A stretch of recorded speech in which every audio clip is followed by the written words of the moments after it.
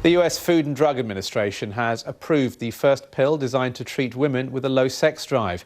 But the drug, which will be sold under the trade name Addy, will come with the strongest form of health warning.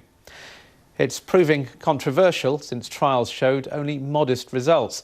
And the drug was rejected twice in the past. That's partly down to those results, but also because of its side effects, which include nausea, dizziness and fainting.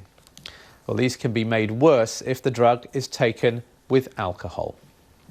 Well, let's get some reaction now from those who are opposed to the drug and from those in favour.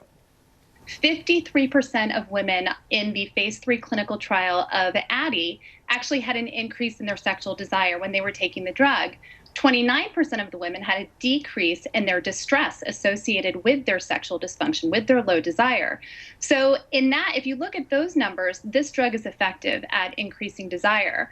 When we look at the number of sexually satisfying events, those events doubled for the women in the study.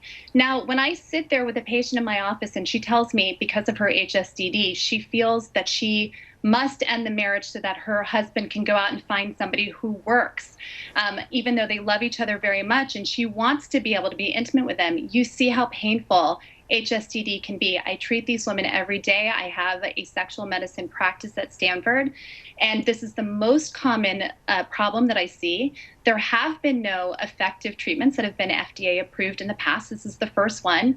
And if you look at it, this drug really opens the door. This approval opens the door for more drug development, looking at other options, other treatment options.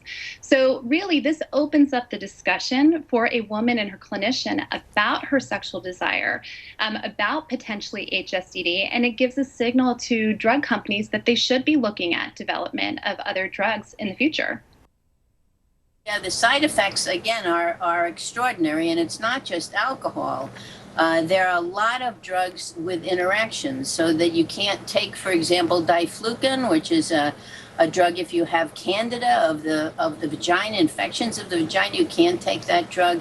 There's birth control interactions, but alcohol is the most serious one because this is a central nervous system drug, right? So it has a sedating effect. People have fainted even without alcohol, but alcohol seems to worsen it. So there are general central nervous system effects that seem dangerous. And to answer your first question, no, I'm not opposed to all drugs for sexual problems. I've been waiting for a drug that would be safe and would be effective.